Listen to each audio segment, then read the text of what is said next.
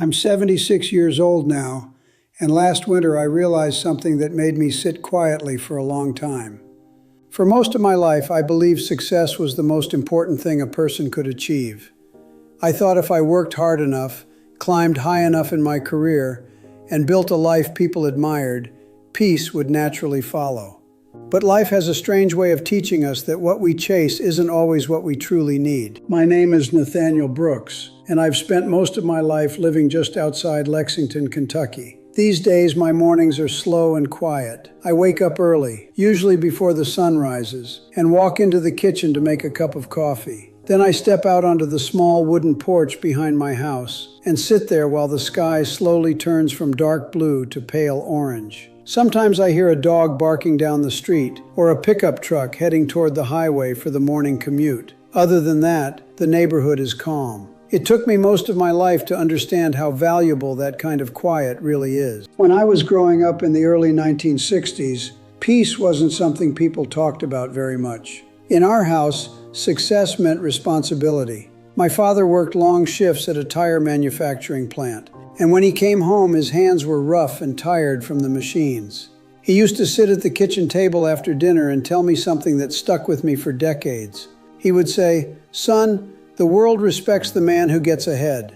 I believed him completely. To me, getting ahead meant working harder than everyone else and never slowing down. After finishing college, I took a job with a regional logistics company that managed shipping routes across several Midwestern states. It wasn't glamorous work, but it was stable, and stability meant a lot to me back then. At first, I handled small tasks like reviewing delivery reports and coordinating freight schedules. But it didn't take long for me to notice something about the office. The people who advanced the fastest weren't always the smartest. They were the ones who stayed the latest and took on every extra responsibility that appeared. So I started doing the same thing. By the time I reached my early 30s, my days had become a routine of long hours and constant pressure. I would leave the house before sunrise, grab coffee from a gas station on the way to work, and spend the entire day solving problems that never seemed to end. My wife, Melissa, used to joke that the office saw more of me than my own family did. At the time, I laughed and told her it was temporary.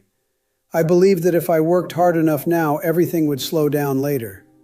What I didn't realize back then was how quickly the years were quietly passing while I was busy chasing that promise. The promotions eventually came. First, I became a supervisor, then an operations manager, and later a regional director responsible for several large shipping contracts. Each promotion brought more responsibility and longer hours. From the outside, my life looked like success. We bought a larger house, drove nicer cars, and people treated me with a certain level of respect that I had always wanted. But quietly, something else was happening at the same time. The more successful my career became, the less present I was in the moments that mattered. Without noticing it, the life I was building began pulling me further away from the life I actually wanted to live. One memory has stayed with me for years. My son Andrew was about 15 at the time and had just made the starting lineup for his high school baseball team. It was a Friday night game under those bright stadium lights that make the whole field glow.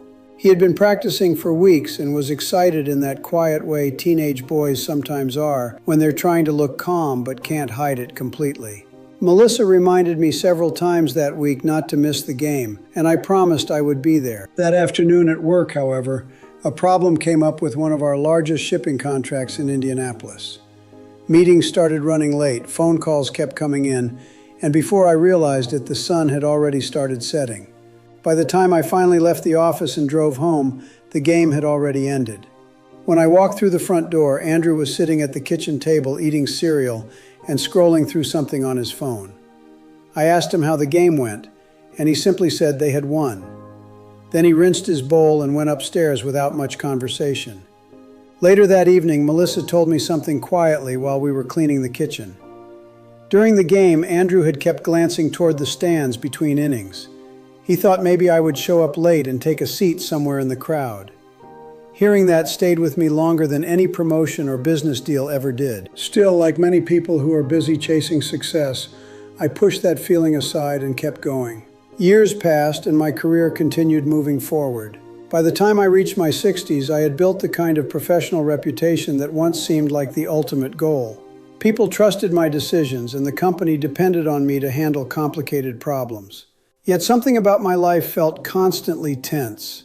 Even when I was sitting at home in the evening, my mind was still thinking about the office, future plans, and responsibilities that never seemed to end. When I finally retired, something unexpected happened. For the first time in decades, there was no schedule controlling my days.